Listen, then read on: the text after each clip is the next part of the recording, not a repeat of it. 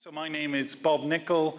I am the Pro-Vice Chancellor Executive Dean for the Faculty of Engineering and Physical Sciences here at Surrey. And also I have a EB portfolio which takes in sustainability of our campus. So I'm very proud of that part of my job, because I get to talk to lots of wonderful people across the whole of the university, from campus services all the way through to our students and then our staff, about how we want to be sustainable here at Surrey. So why am I passionate about that? Why is that something that I am spending my time and energy thinking about? Well, as a trained astronomer, I am acutely aware that there are no other Earth-like planets out there at the moment. We haven't found any. We found nearly enough 4,000 planets in our universe, but none of them look like Earth at the moment. Well, we haven't found one that looks like Earth at the moment. So it is becoming more and more likely that the Earth is quite an unusual planet. So we'd better look after it. And also, as someone who's studied a degree in physics, getting to those other planets is going to be potentially beyond the laws of physics as we know them now. So that is even more reason that this is the planet we've got, this is the planet we live on, and we'd better take care of it and make the best use of it that we can for us and our future generations. So how are we at Surrey committing to being sustainable? Well, the one thing I'm extremely proud of is the fact that we have now embedded sustainability as one of 5 pillars that go through every part of the curriculum here at Surrey. So every Surrey student will have some education about a sustainable planet, and hopefully leave Surrey better educated about the challenges that face us around sustainability. So it is across all of our students now, regardless of the faculties that they are in. We are still within our first year of our brand new Institute of Sustainability, but even within a year, the colleagues in the audience here are already recruited nearly over 200, I believe, fellows across the university. This transdisciplinary institute is there to bring together the best minds at Surrey to really think about how do we tackle this transdisciplinary problem that we all face at the moment. So it is a fantastic hub by which colleagues can go and talk everything sustainability with colleagues together. I'm also very proud that we put a lot of energy, and again I see the faces in the audience, but we put a lot of energy in how we present ourselves in the impact rankings, because of course we are very committed to how do we develop whatever we do on campus within the framework of the Sustainable Development Goals. And these rankings do play an important part. As a member of EB, when there are, that's our executive board by the way, when there are many things to discuss at the university, sometimes league tables do help us bring to the forefront what we're doing well, and why it's important. So in the last impact rankings from the Times Higher, I'm very proud that we made it into the top 10 UK universities in those rankings. So hopefully that demonstrates that we really are trying to walk the walk with these issues.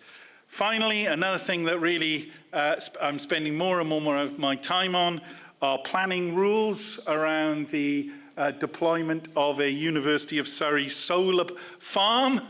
I have some sympathy with colleagues who are struggling with planning rules. We are trying to build our own solar farm out on a field on the outskirts of Guildford. Fingers crossed, we are in the final stages of that planning permission, but you can never count your chickens at the moment. But if we get that, it would supply somewhere in the region of 30% of our electricity here on campus. Of course, it isn't just about generating more clean energy, it's also about making sure that we make the best use of the energy that we generate, and we are also looking very hard at how we use that energy by doing the simple things like turning things off, insulating, putting in the right infrastructure across the university. So, sorry, that was a little bit about Surrey, just to give you a flavour of who we are and the sort of things that keep me busy during my work day. I love coming to these things. I used to be an academic. I'm now in senior leadership. It's very hard to navigate those two at the same time. And conferences were the place where you could go and really have that unfettered conversation about the problems that you've all come together about. So I would have loved to stay with you and talk about some of the things that you're talking about, but regretfully I have to run off and go and do the day job, which is senior leadership. But the topic of this conference is quite close to my heart, believe it or not, and that is, I do believe cities and towns are at the forefront of solving some of the big issues that we face. I was in London this weekend, and anybody on Saturday night, anybody walking around London will realise it was the worst place in the world when we were having a summer heat wave. It was noticeable that it was 5-10 degrees warmer at Stamford Bridge, where I was. Unfortunately, I was there watching Chelsea. But it was incredibly hot compared to where I'd just come from, which was on the coast down in Worthing. And the reason I tell you about Worthing is my council in Worthing is also doing a fantastic job in rewilding the sea farm off the southern coast of England. So cities have a problem, but also towns and cities are the solution to that problem. And the leadership in some of the councils I've seen is absolutely fantastic. And I'm very proud to see that Newport is represented here at this conference, which is my home county. I haven't been to Newport for some years, but it's great to see colleagues taking a leading role in developing nature-based solutions to the problems we face. So, I dare say you don't want to hear any more from me, and I do have to run, but I'll leave you with one final thing about Surrey, because again, that's part of my job at opening the conference, to tell you what Surrey's like. One of the things we're very proud about here at Surrey is that we do equally cherish the education of our students and the research that we do.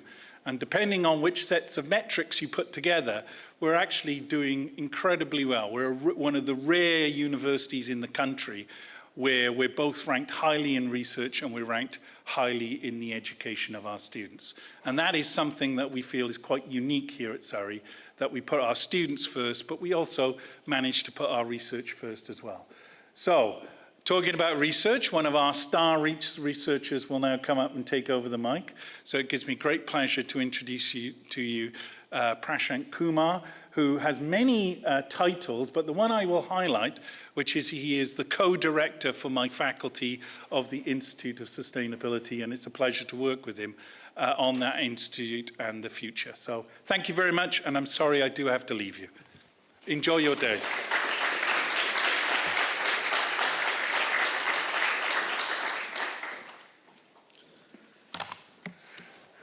Yeah, welcome everyone.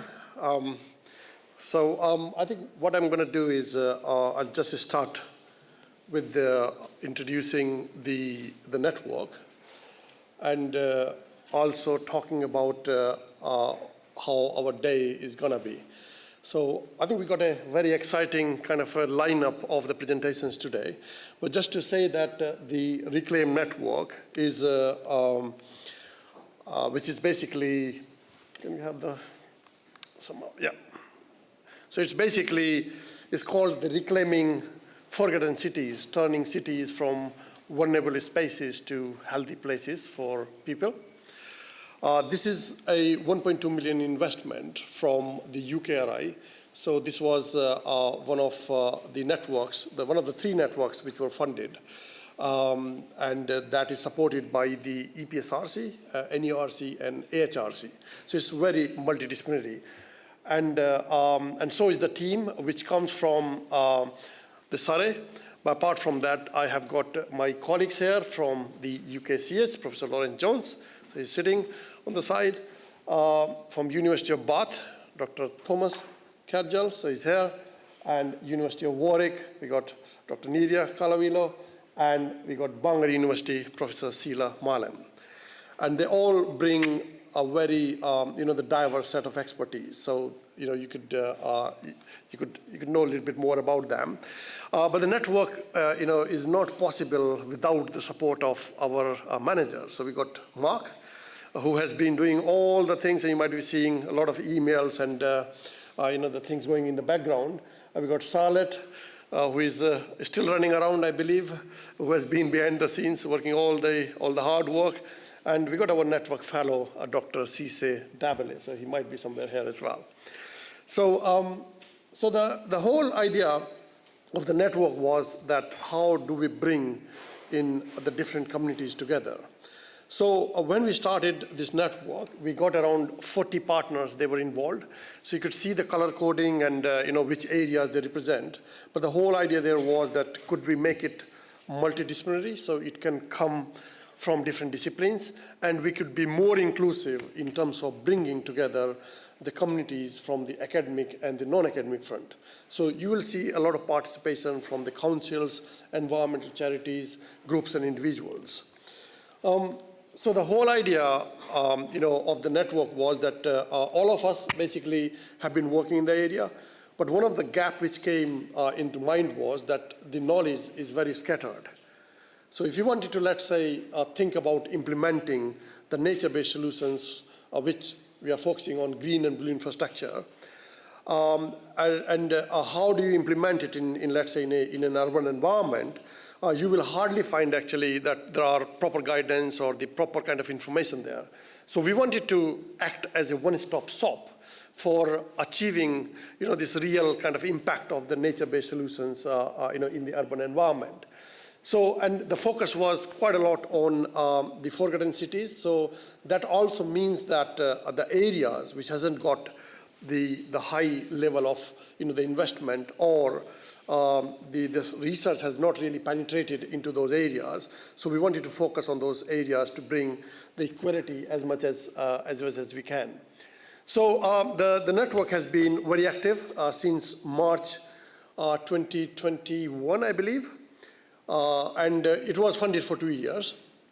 So that was supposed to end in the next year, March. But then we have got another year of extension. So we will have the March 2024. It will go on. We got a number of activities. So you will see that we funded almost 400,000 worth of projects all across the UK. It was a very competitive call. So when you are outside, so please feel free to go onto those posters. So each of the posters are representing one of the projects which was funded through and you can talk with the colleagues who have been leading those projects. There is a synthesis review, so you will hear in the next session where we commissioned reviews to highlight the gaps in particular areas, especially in the context of green and blue infrastructure, looking into the different hazards. We had workshops, so you will meet actually some of the people who organized those workshops, so we funded some of them. And there has been secondments, which is allowing the academic and non-academic community to kind of work together. There is quite a lot going on in terms of the newsletters. If you haven't not signed up, then you might want to sign up, and you can see those other information there. And we are at the moment working on developing the GBGI database. So all these projects are going to feed into this database, so that database could allow to make, to help the decision making there. And obviously there is quite a lot of, the engagement and dissemination through the social media. So if you are on social media, you might want it to, a tag on @reclaim.network on the Twitter, and we are on the LinkedIn as well.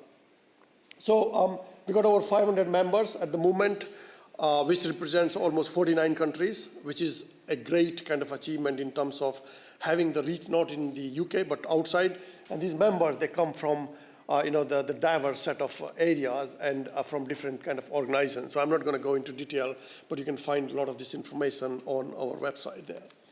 So what you're going to have today is the next session. So I will invite the session chair, Professor Lauren Jones, to chair the funded research projects, and then that will follow with a little break, and then the reviews, and then there is an exciting workshop that will go into the next room. So if you have signed up, then there will be an opportunity to participate in that workshop.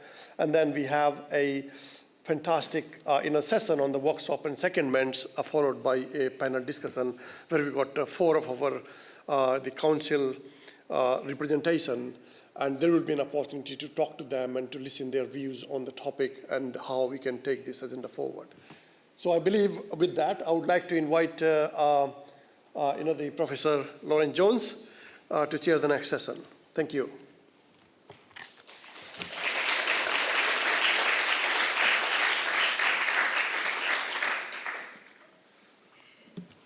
So, morning everyone.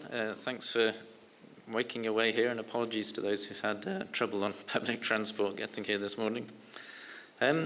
We're going to hear now from each of the 9 funded projects that Reclaim commissioned. I would say commissioned. We put out an open call.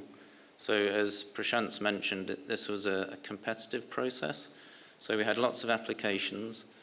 And out of those, we picked the 9 strongest applications. And these had to fit various of the aims of Reclaim. So they had to be multidisciplinary, ideally working across natural sciences, social sciences, health, and working with cities, local cities.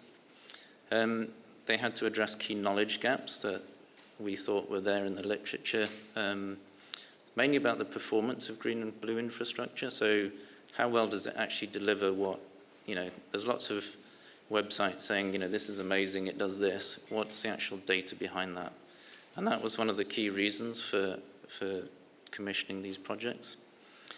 There was also sort of trying to understand how things change over time. So that was another criteria for the projects, that if they could tell us something about how performance changes over time or in different locations. So often there's evidence just from one study in one location, and we wanted to broaden that evidence base. So range of criteria against which we assessed the projects, and there were 9 successful ones. So we're going to hear just 5 minutes from each of those. There's not going to be time for questions, I'm afraid, but there's plenty of time in the networking break afterwards to go and talk to each of them. And as Prashant said, they've each got a poster up. So plenty of networking opportunities today. That's the purpose of today. So to start with, I will invite Dr. Izzy Bray up from the University of West of England. Thank you. And I'll stand up when you've got 30 seconds. You should be able to just flick through. Okay. Yeah. So good morning, everyone. It's lovely to be here. Can you hear me okay? Yeah, good.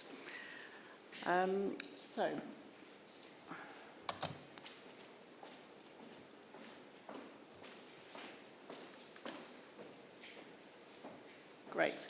So I'm Izzy Bray from the University of the West of England in Bristol, and you can see here my team, also all at UE, and you can see our backgrounds. So we're quite an eclectic bunch. I've been doing work with Danny Sinnott for quite a few years now, interdisciplinary work, and this opportunity was just brilliant for taking forward some of the work we'd already started, looking at green infrastructure and health. So I'm from a public health background, and Danny is from a built environment background. So a little bit of background, which I'll go through quite quickly, and then the objectives, what we were hoping to achieve with this project. So mental health, that's my sort of background in public health. I'm really interested in the mental health of populations and what we can do to improve them, and particularly urban populations. Obviously, Bristol is a very big city. We want to understand more about how people relate to their urban environment and what role that can play in improving population health, and particularly mental health. We have lots of evidence now about the benefits of green space. There is also some evidence about blue space, a sort of more of a growing area, I think. And we're only really just starting to look, I think, about the benefits of certain grey infrastructure. And that's what we wanted to bring together, really, was looking at green, blue and grey infrastructure. So our objectives, what we were going to do was to look, at data from the Bristol Quality of Life Survey. I don't know if any of you are familiar with this, but it's a really fantastic survey that's been run for many, many years now by the local authority. And they collect a really wide range of data, but a lot of it does relate to well-being, health, mental health, but also how people feel about the city. So we have lots of questions on things like how people rate the provision of green space or leisure facilities where they live. So we're using 10 years of data, the last 10 years, or 10 or 11 last years, and we have quite high numbers of responses each year. So this is a lot of data, which is good because we're looking at a lot of different exposures. So that's what we need. So there are around 190 possible indicators of quality of life, and we wanted to spend some time working out which of those to use. So we're thinking about things like response rates to the individual questions, because some of them sound great, but actually if not many people have responded to that question, it's not very useful. So based on some of the previous work we've done with the survey data, we knew that we needed to think quite carefully about what the best outcome measures would be. We're also separately collating a data set of green, blue and grey infrastructure using data that's freely available, open sources, and that's where my colleagues with GIS skills come in. They understand all these data sets better than I do, and they've done a good job already of building up a good database of green, blue and grey infrastructure. So then we want to look at what are the most useful indicators of exposure. So it could be what's the density of vegetation, it could be what's the distance to your nearest park, or what's the distance to the nearest blue space, those sorts of things. Density of trees, what radius should we be looking around where you live, how many meters. So we knew that we would need to spend quite a lot of time looking at the best way of measuring these exposures. And then finally, having worked out what our outcome measures are and what our exposures are, we want to do some regression modelling using GIS to look at the relationships between this really wide range of exposures and the health outcomes that we're interested in.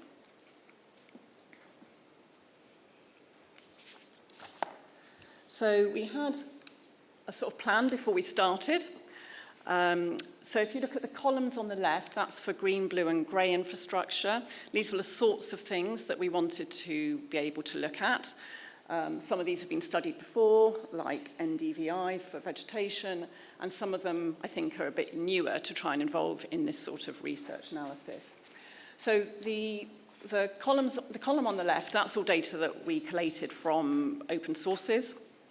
And then the rest of the diagram, these are variables that we got from the Quality of Life Survey. So not only the outcomes to do with well-being, but also things like satisfaction with people's neighbourhood, satisfaction with green spaces, levels of physical activity.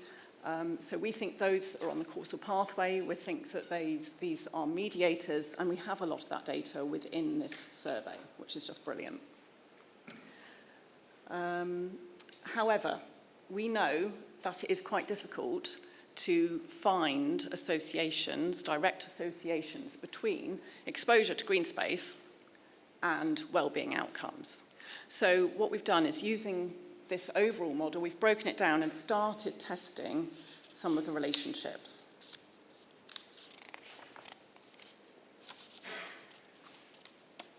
So this is a sort of simplified version where we've got our green, blue and grey exposures, and we've looked at how those relate to satisfaction with the environment, in particular with green spaces, with provision of services such as buses, leisure facilities, and general satisfaction with people's neighbourhood.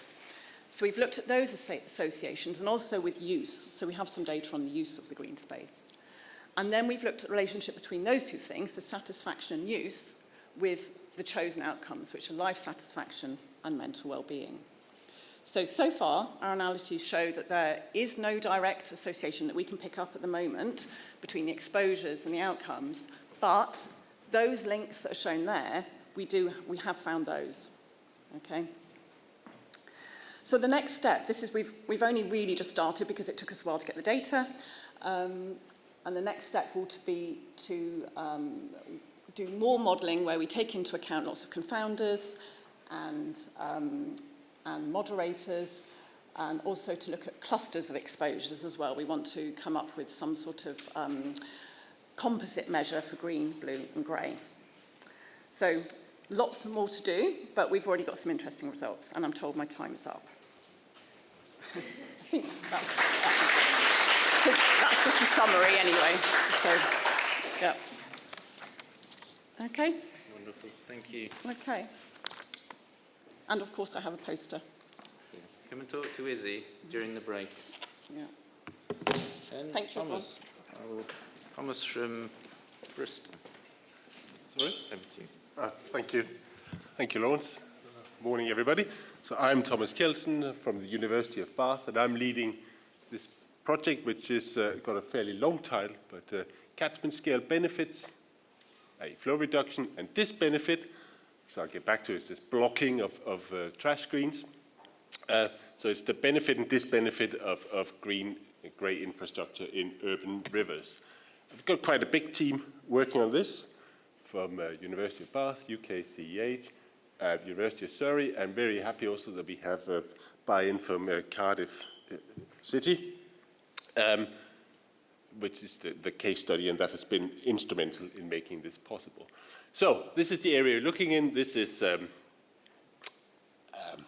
Cardiff. The blue square is the sort of area we're looking at. The red polylines there, you'll see those are catchments that are draining to trash screens. So green infrastructure is supposed to be good on the left because it's green and it lets rain infiltrate and catch the rain on the canopy, so we don't get urban flooding, etc. So trees and vegetation is supposed to be good. The downside of it is that the stuff fall off. People trim their trees and their bushes, and lots of this debris ends up in rivers, and it flows down, and it gets caught in these trash screens, which are there to protect critical infrastructure, such as culverts, inaccessible culverts, etc. So on the right, you can see an example where we have one of these trash screens that protects the infrastructure, which gets blocked by all this debris that comes off the green, lovely infrastructure. And when you block a trash screen, you're effectively building a dam in the middle of your city, which causes flooding. So this is a big issue. So we're trying to see what are the trade-offs between the hydrological, the obvious benefits in terms of flooding for increasing green infrastructure versus the disbenefit. Are we actually making things worse in certain key points by increasing the frequency? So we had some objectives. First, we were going to map out where are all this green and grey infrastructure in the catchments we're looking at around Cardiff. We're going to set up a fairly a hydrological model that is tailored specifically by UKCEH to deal with peak runoff in urban rivers. It's called ANARM. Then we're going to look at CCTV camera obtained from Cardiff, looking at their trash screen to see if we can actually identify from machine learning when a block occurs and when it did occur in the past.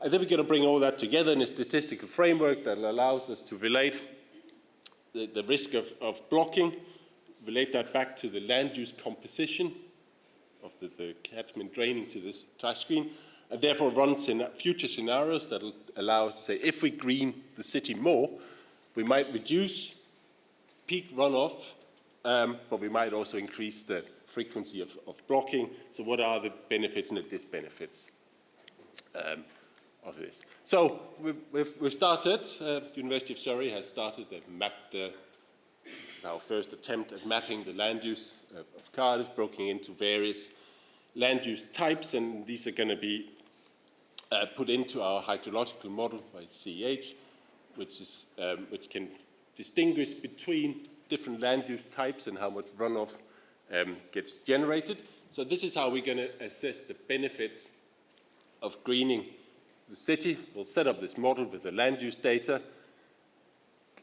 Green infrastructure generally generates less runoff than grey infrastructure, grey areas. So if we increase the green areas, we'll see a decrease in peak flow.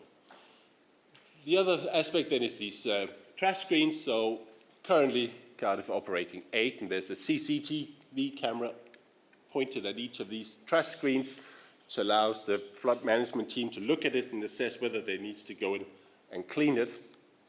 There were 8, but we're focusing on 1 here as a trial.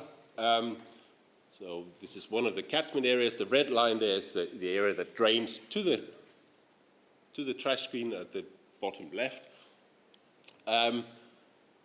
So far, we've looked at about 800 images of trash screens. Some are blocked, some are not blocked.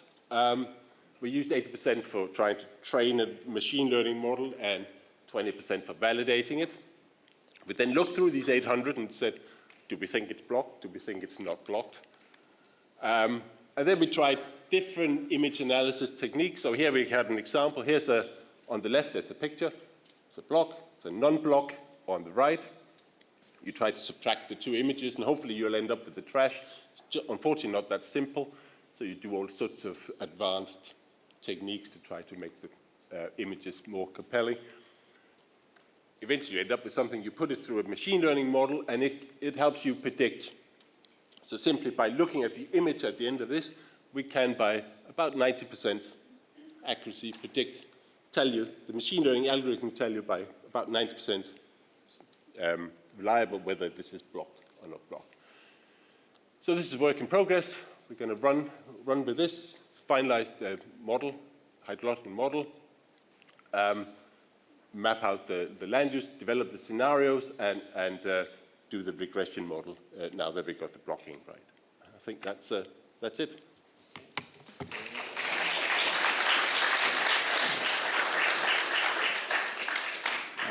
Could I welcome up Dr. Cisse de Bailey next from University of Surrey.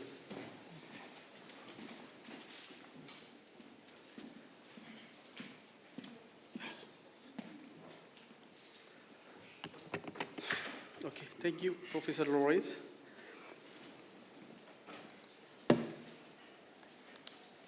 Okay, my name is Dr. Cisse from University of Surrey. And the title of the small project is Living Lab Demonstration of Green, Gray, Blue Structure Against Heat Wave, Flood, Drought, and Noise. These are the teams who is supporting the project. Actually, I'm just echoing them. They are doing the hard work on the background. Thank you for doing this. So this project is built up on teams from the University of Surrey and the UKCH, Center for Ecology and Hydrology, with the support of other, let's say, the Guildford Borough Council and the Surrey County Council, plus University of Sao Paulo. So what is our overall objectives? The overall objective of this project is to monitor, evaluate the multi-benefit of green, gray, blue infrastructure, what you call it, GBGI. So how we are going to do? The direct benefit is we are just monitoring the direct benefit, the benefit for the heat wave, while we are also doing the co-benefits alongside, like by monitoring flood, drought, and the noise. Okay, why we are interested to do this and how we are going to do? The reason we are doing is currently there are a lack of knowledge how we are going to really to convince policymakers or any investors the replicability and upscalability of nature-based solution or green, blue, gray infrastructure. So to answer or to support this evidence or to build evidence, we wanted to establish a case study to facilitate best practices for upscaling and replicating the GBGI elsewhere. Just we'll develop the prototype. This prototype can be upscaled or replicated on the place where having the same climate, topography, or the different topographical characteristics or climate conditions. So the reason why we are doing also to generate empirical and model data set that can feed into GBGI database. Finally, our final outreach that can be read into different users, let's say policy makers, we are going to make a scientific publication, policy briefs, and guidance through these results. So this is our first. This is the location of the sensors. Previously, we have 4 locations of sensors across Guildford, which represents the blue, which is water, the green, which is forest, and the grass, which is the park, and the built area, which is the urban. So now, with this project, we extended this living lab or the monitoring sensors into 7 places by including mixed, which we call it water plus vegetation, plus the pocket park, and the green wall. The green wall is actually nearby the uni. Probably you will have the chance to have a look at our sensors. So we are also, the orange one is showing you, we are also doing the mobile monitoring, which is the bike one. So the result for the first monitoring was already published by Jitendra Sahani, which has done hard work. Thank you for this. And the video is also available through this link.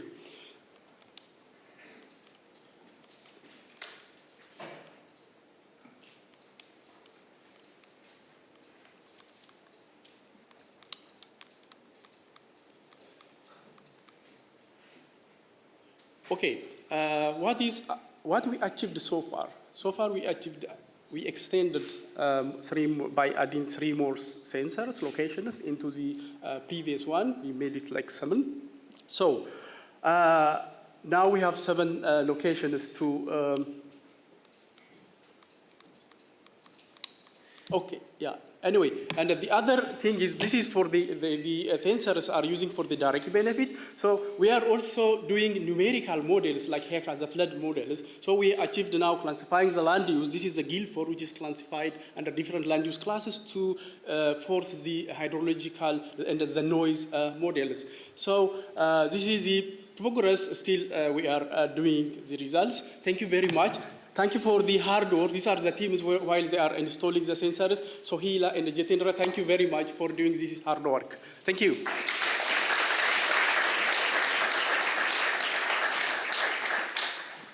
Thank you, Cisse.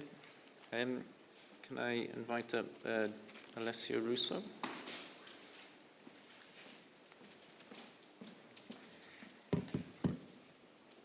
Thank you. Good morning, everyone.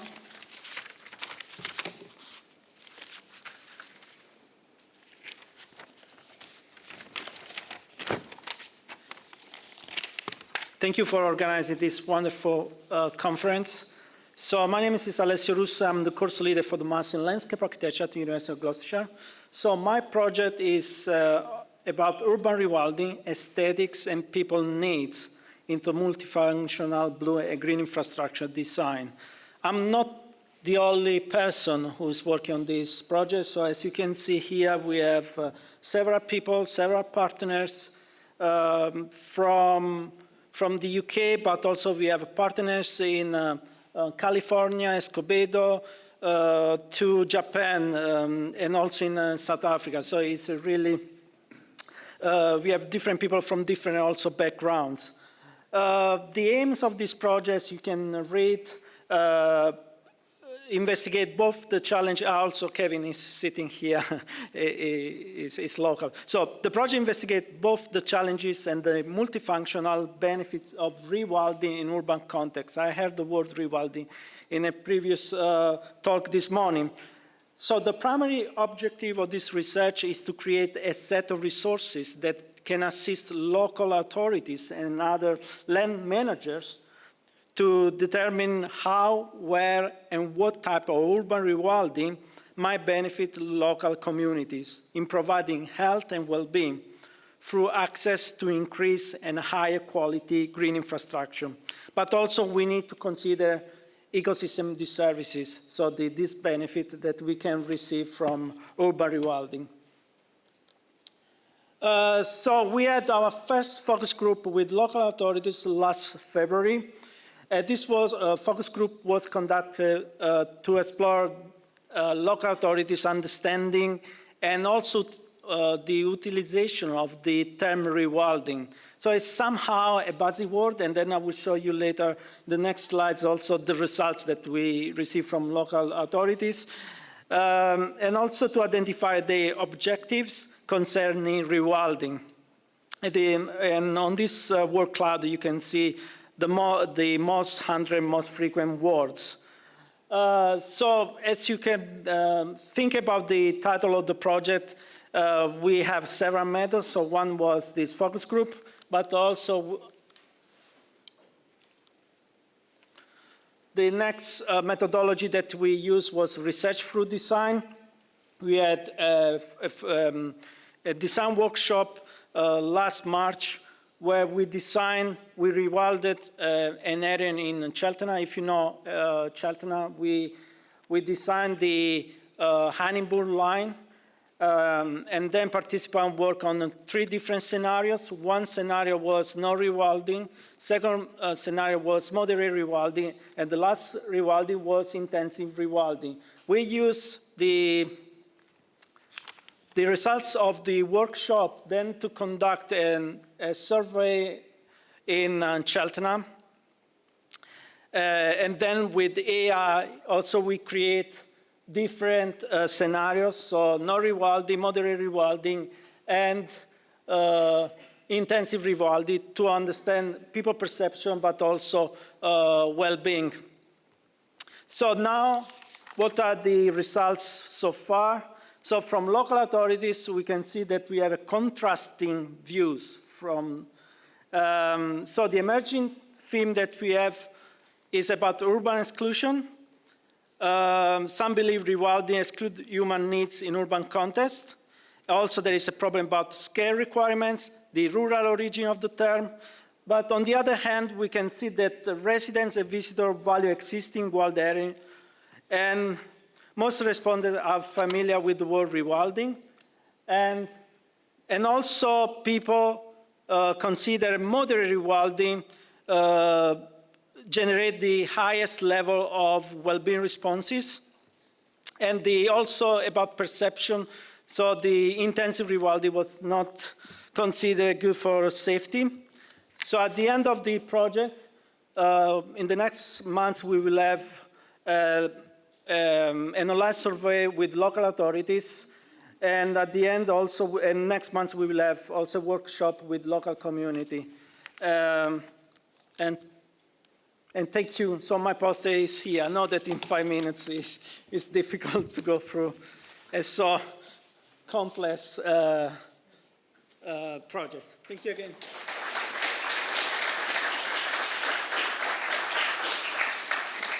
Thank you very much, Alessio. Can I invite Sophie Roberts up from Bangor University?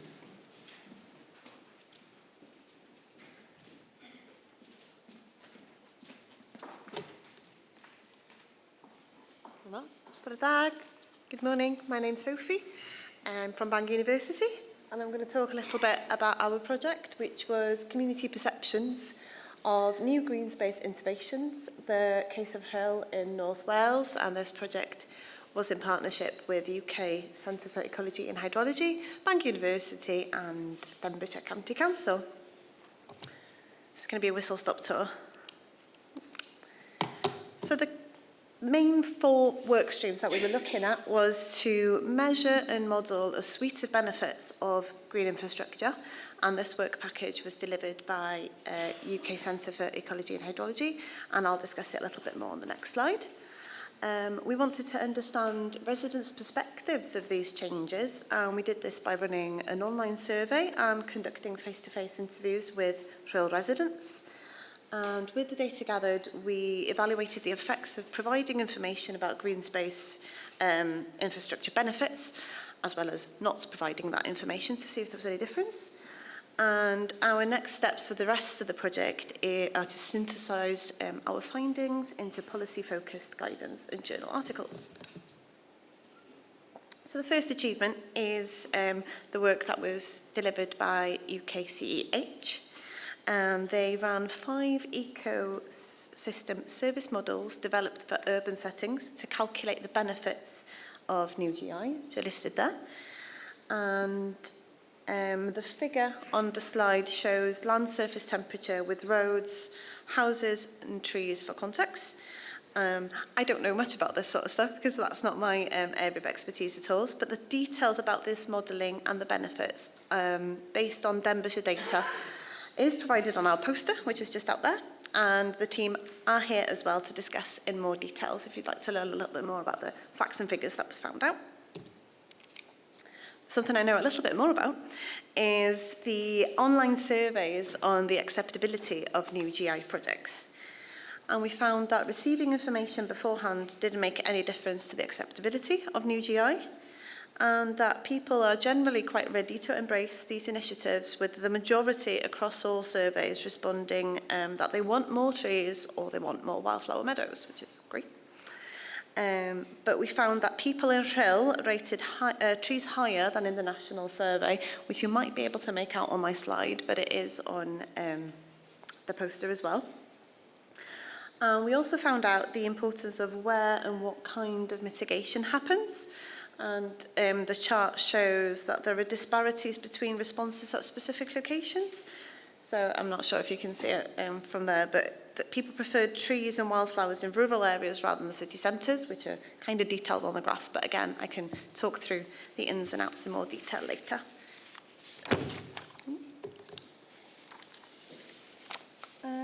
Finally, we conducted interviews with a random stratified sample of Rhyl residents. We ran 28 interviews and 1 focus group, and they were really positive. They were actually quite nice. They were super supportive, the majority, and those that were less supportive were still kind of pro-trees or pro-wildflower meadows, as long as they were planted in the right place or managed properly. We found that many participants cared really deeply about Rhyl, where they lived, which indicates place attachment.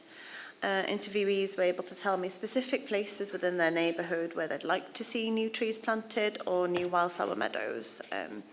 So they were really on board, which is not what you necessarily sort of hear a lot of the time. People kind of want to get involved because they wanted to complain, but they actually wanted to get involved because they wanted to see more good things happening in their area, which is really good.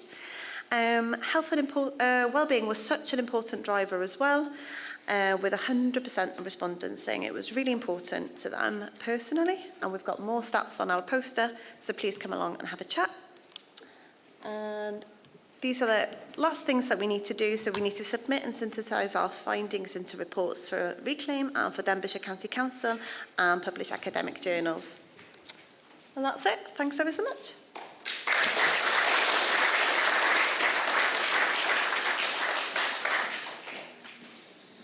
Thank you very much, Sophie. Next up, T. Nguyen from Imperial College.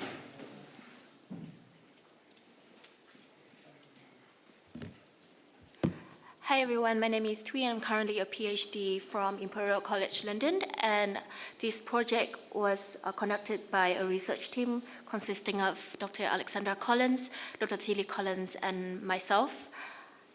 So there's a growing research on the disparities in green space even access, and there's also a growing research on different co-approaches in green space management as well. And co-approaches here consist of not only co-design, but also co-production and also co-creation.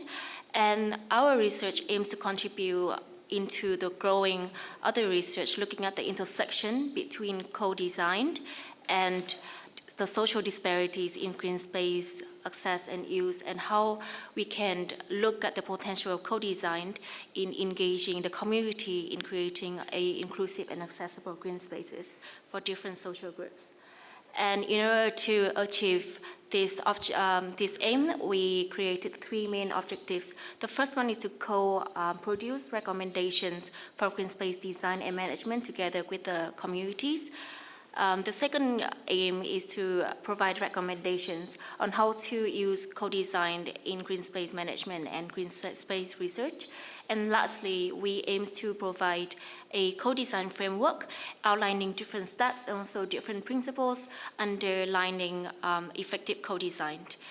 And you can see on the figure on the left-hand side, it shows the research flow and also the activities involved in our research. So we divided our research into 3 main phases. The first one is problem scoping, encompassing 3 different methods. Systematic review was actually conducted prior to this research, but within the scope of this funded project, we conducted a survey, a national survey looking at the representative sample of the UK population. Next, we conducted a interview with the population living in the Hammersmith and Fulham borough. The reason why we look at the specific case study of Hammersmith and Fulham because this area has a very diverse population. However, the green space coverage is only 19%, which is around 12% less than the London average. And using all of the inputs from our methodologies, we move on to the next phase, which is intervention development. And in this phase, we conducted focus group discussions with the residents in the Fulham and Hammersmith borough as well. And in these focus group discussions, we have multiple creative activities to really give the participants an active role. For example, we conducted 3 mentee surveys to kind of engage them from the beginning. And also we have a collage creating activity together with a photo voice activity as well. And the third phase is outcomes or impact assessment. In this phase, we aim to evaluate the impacts of all of the methodologies we have been using and also understanding whether co-design is actually effective in engaging the community. So to date, we had concluded our data collection processes, and for the survey, we received a total of 426 respondents of adult UK population. And for interview, then we conduct interviews with quite a diverse group of people as well. As you can see on the table, there's quite a lot of people from different nationalities involved in our research. And a total of respondents that we received is around 23. And lastly, for the focus groups, then we was able to conduct 3 focus groups in total.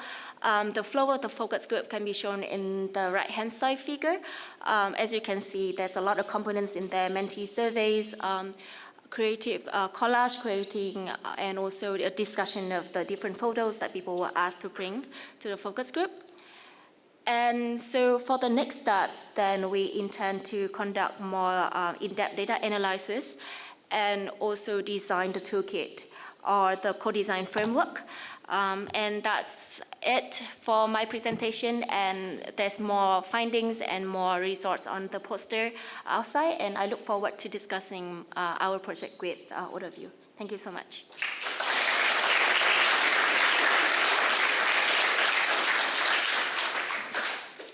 Thank you very much, T. And could I invite up next Abhijit Velapil from University of Surrey.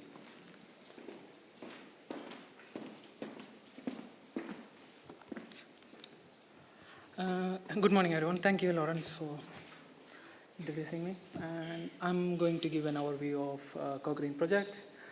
Co-Green project is a citizen-led demonstration of multiple co-benefits of green infrastructure in a school.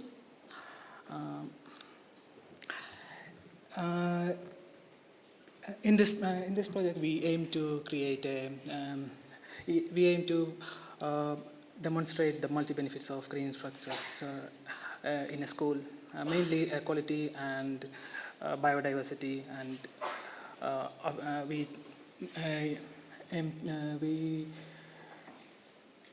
along with that, we try to improve the awareness of the air quality benefits of green infrastructure. In our project team, we have University of Surrey. It's a collaborative project and it's a citizen-led project.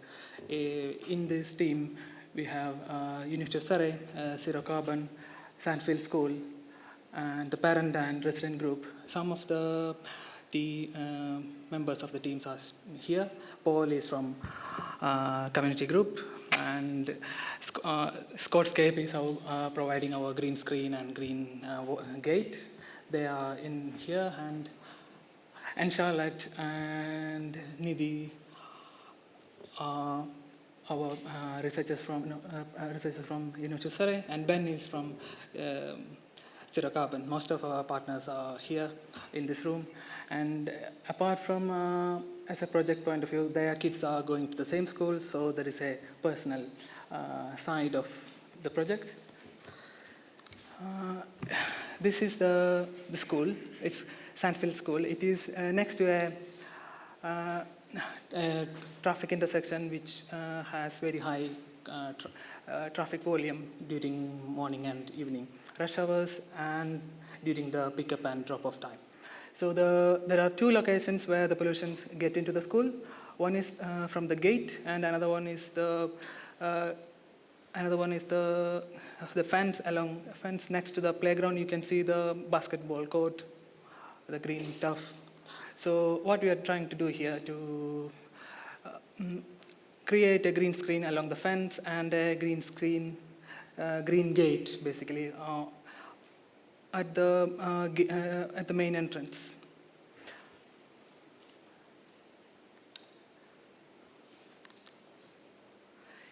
Yeah. So the first one, we almost finished the installation of green screen, and we measured air quality before installing the screen, and the post-installation measurement will start this month, during this week or next week. These are the locations. What we are trying to do, we measure in front of the screen and behind screen, and multiple points behind the screen, so we know how pollutants, air pollutants are reaching to the classroom. So we can find evidence how this green screen is effective in improving air quality. The next one is green gate.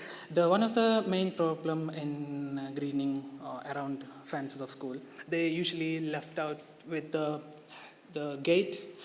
Here, the gate is only opening along this wall. There is a more than 2 meter wall on either side, and mainly the pollutant funnel through the gate.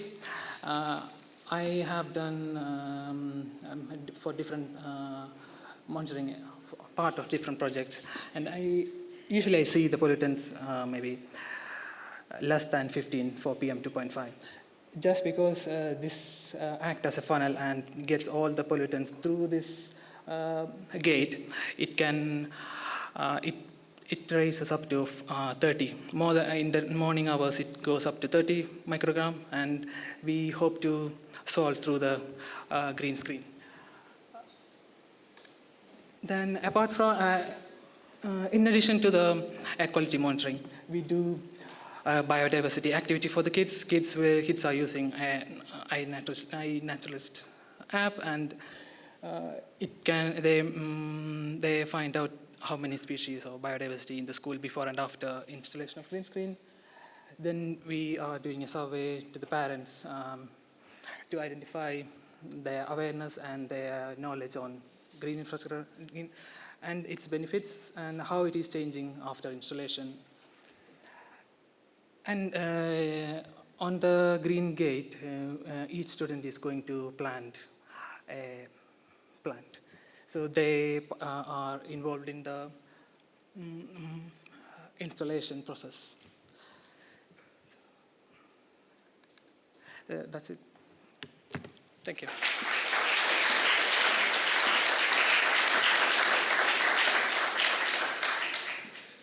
Thank you very much, Abhijit. Can I ask Jim Parker from Leeds Beckett University? Morning, everybody. Apologies in advance. I've got a terrible memory, and my slides are a visual prompt to remind me what I'm talking about, because I easily spend the next 5 minutes doing this and not looking at you guys. I'm Jim Parker from Leeds Beckett University. We've got a project called SUPER, so that's Small Urban Park Environments and Residents. and I'm doing this in partnership with Slingshot Simulations, who produce digital twins, urban scale stuff. A colleague called Dr. Jim McQuaid from the University of Leeds, who's an atmospheric scientist, and another colleague of mine, Fiona Filan, who's a behavioural scientist from Leeds Beckett University. And I know about the engineering bit, the data collection bit. I'm not really good on the co-design element of this, so I'll be mainly talking about that, but I'll skip through what we're going to do as part of this. So we're going to try and characterise the atmospheric benefits of small urban parks in the context of their neighbourhoods. We're going to measure air quality and temperature relative humidity in some small urban parks, produce a digital twin that the public can access, that will visualise some data, and then run some co-design workshops to understand whether users even care about them being potentially cooler or cleaner air, and whether that's part of their motivation to visit. We've got 2 small urban parks. Leeds is a pretty green city as it goes, but the centre is absolutely not, right? So the city centre itself is very grey, but we did manage to find 2 tiny little parks that in the city centre. So there's one called Park Square, dates back to the 1800s, and one called Meadow Lane, which is brand new and surrounded by building sites. So we'll see what the air quality results are like from that. But hey, we can therefore compare the 2 and see how they're going. For the microclimate stuff, we've got a network of 70 wireless air temperature and relative humidity sensors that are spread around Leeds in grey and green spaces. So we've got them in small parks, big parks, cemeteries, urban farms, allotments, etc. And then lots of others in grey spaces. The sensor you can see in the middle there, I developed as a joint venture with a Swedish company. So they're completely wireless, and they measure air temperature to plus or minus 0.1 degrees and relative humidity to an error margin I can't remember, sorry. We don't just trust that they work, right? So the chart you can see on the left there, that's one that was positioned right next to a very good weather station at the University of Leeds. So we can see that the measurements correlate very well before we actually put them around the city, which is good because that's basically me and my mate from work with an extended ladder driving around the entire city putting them up. Of course, in combination with support from Leeds City Council, I should add, we didn't guerrilla install these, we were allowed to do it. We've got a network of air quality sensors as well. So Jim McQuaid from the University of Leeds has got purple air sensors spread around the city. We've also got some Earth Sense Zephyr units, so we've got one of those in both of the parks and other built-up parts of the city as well, and they're measuring particulate matter, nitrous oxide, carbon monoxide, etc.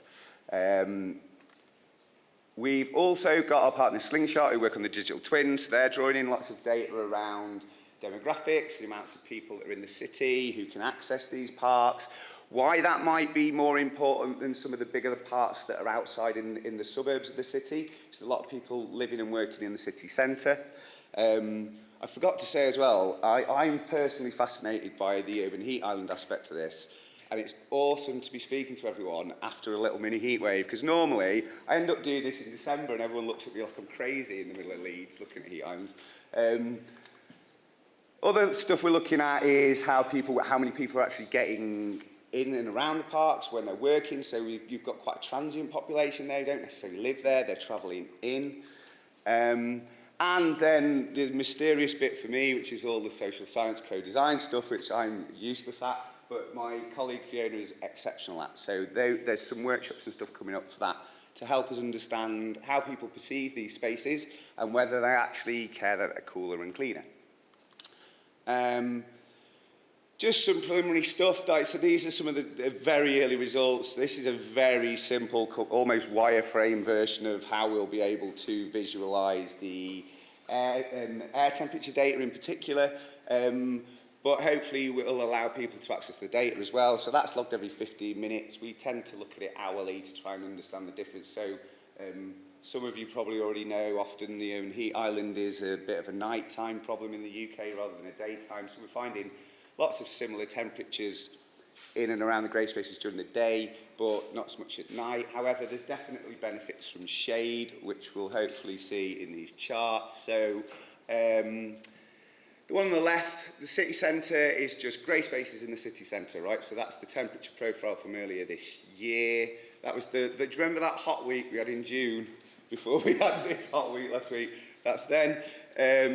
Park Square and Air Park are the two parks we're looking at. Lovell and Hanover are quite a bit bigger, right? And on the outskirts, sort of further into the sort of semi-suburban areas. But you can see we're definitely getting benefits in the daytime. We've also got a sensor that's down at a site near the river that runs through the city as well, so that's been quite interesting. That's cooling down quite a lot in the day, right? At night, but not so much in the day. But I think topography and elevation have got a bit to do with that, right? So Leeds, again, if you know, it's quite hilly, right? And the river is a river valley, therefore it's lower down, which I think we're getting that effect. And then the chart on the left, you can see, just shows us the difference in temperature. So that's basically how much cooler Park Square was than its surrounding grey spaces during that period as well. Astonishingly, I'm on time. Well done. Thank you. Thanks for listening.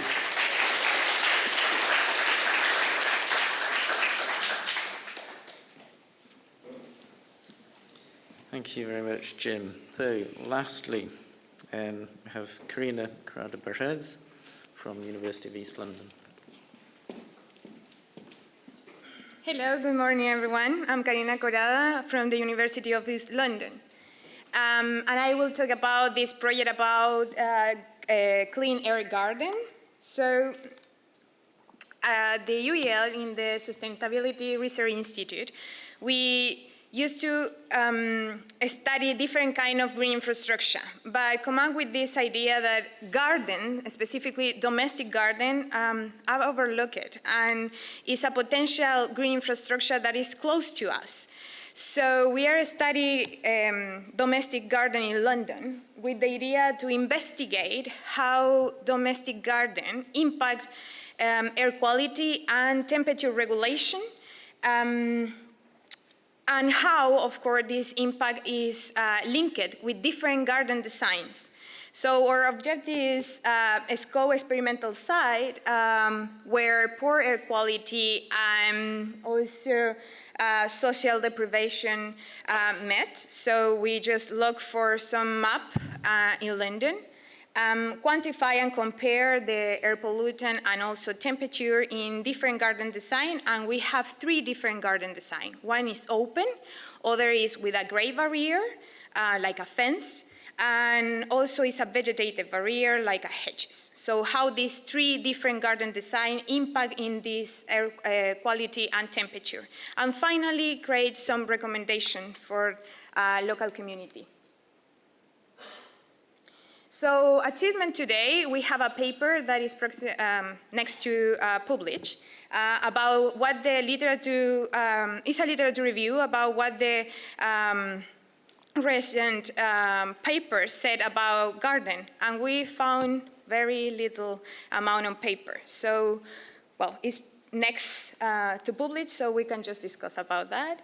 Also, we identify garden location where poor air quality and social deprivation also coincide, and we have there that map, and we have, for every council, we have identified some location on potential gardens. We did this according with Google Street Review and field work as well. And we select 6 domestic gardens so far. We measured already summer season. And there are 2 photos about the different garden design. One is with the hedges and other is an open. So the next step is continue with the measurement in the other 2 seasons, autumn and winter. Continue with this, then data analysis, compare what this data said to us, the impact of different garden design, maybe in air quality and temperature. And finally, we will come with a recommendation for everyone how we can just use our local space as a garden or front garden to protect us from poor air quality. Thank you so much.